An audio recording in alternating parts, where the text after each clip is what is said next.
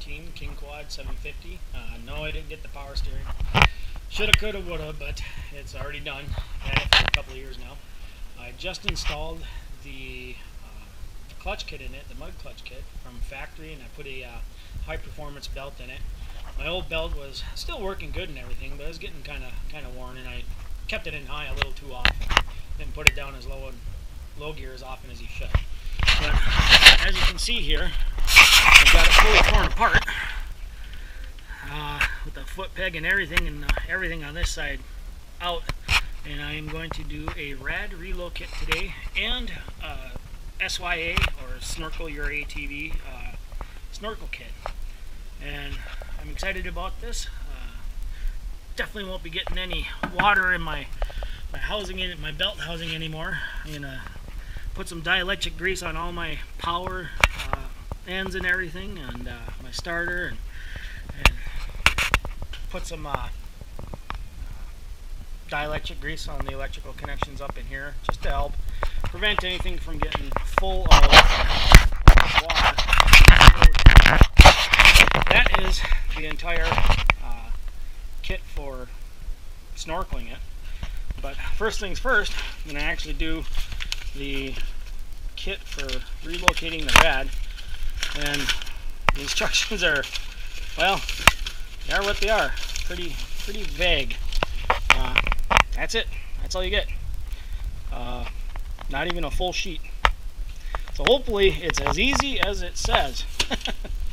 But this is the unboxing of it. These are the sides. And forgive me for the poor quality on the sound and the poor quality on the taping and everything. This is my first ever GoPro taping, and it's from Wild Boar, which sits like that. It's going to sit right here on the front, so I'm going to have to take my bumper off because it has to sit right there.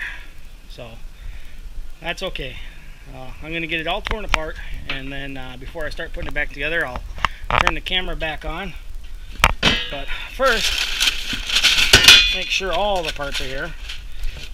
Good deal, two sides.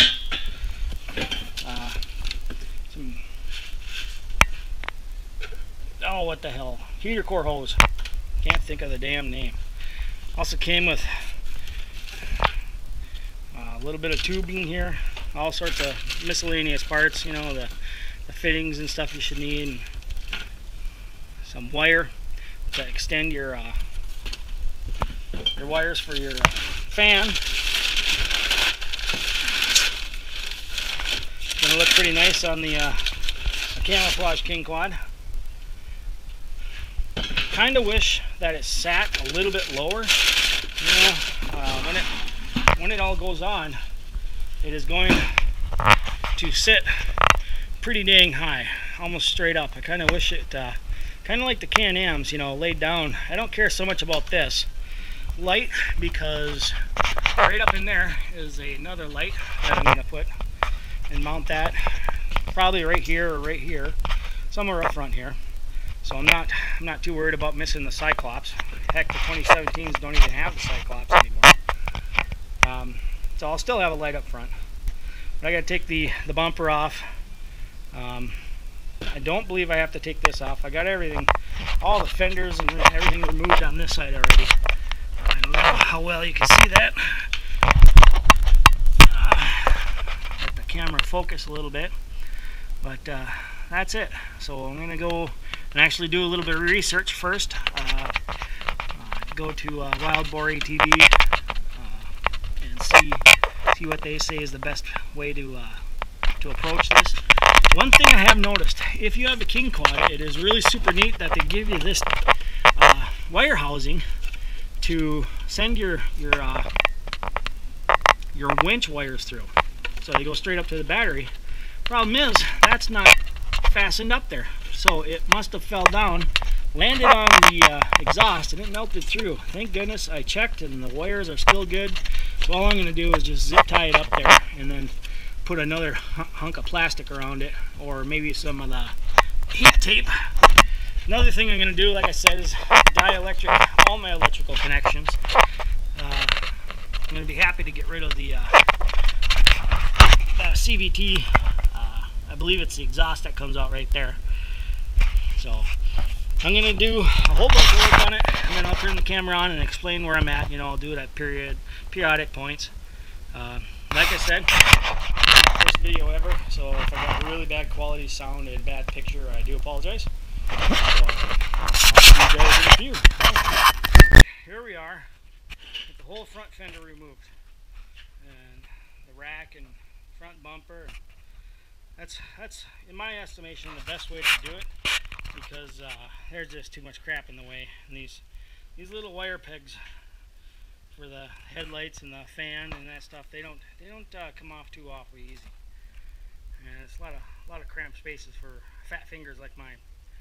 So this is what we're looking at.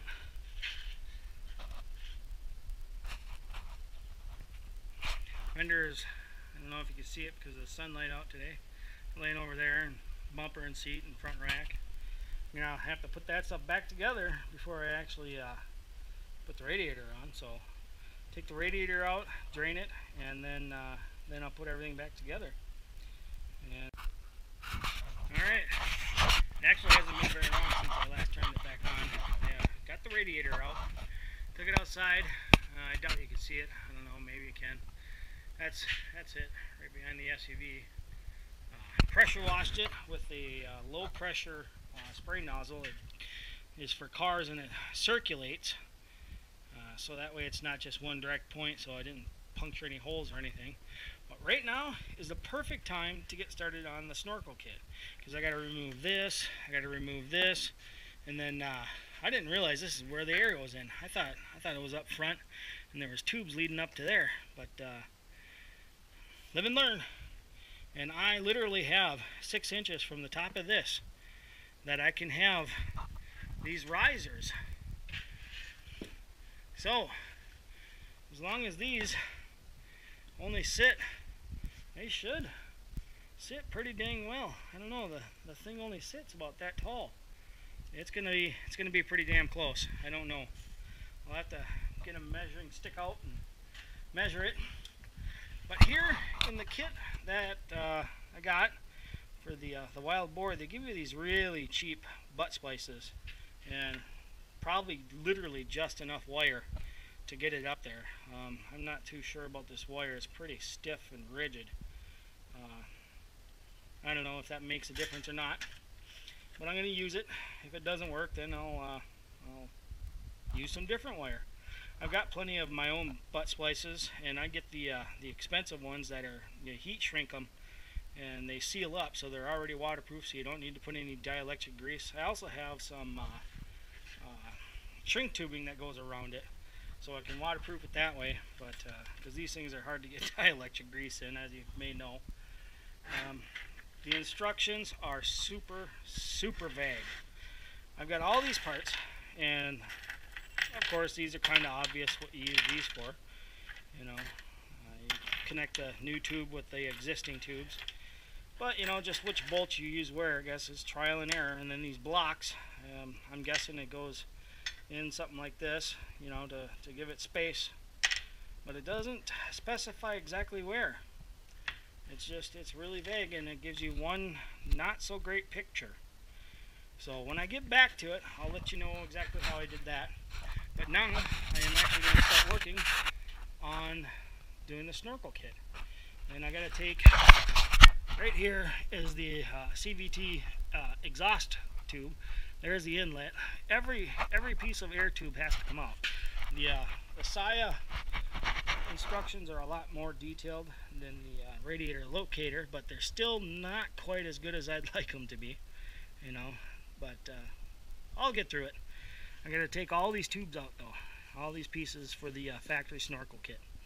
So I'm going to do all that, and then I'll come back and let you know where I'm at.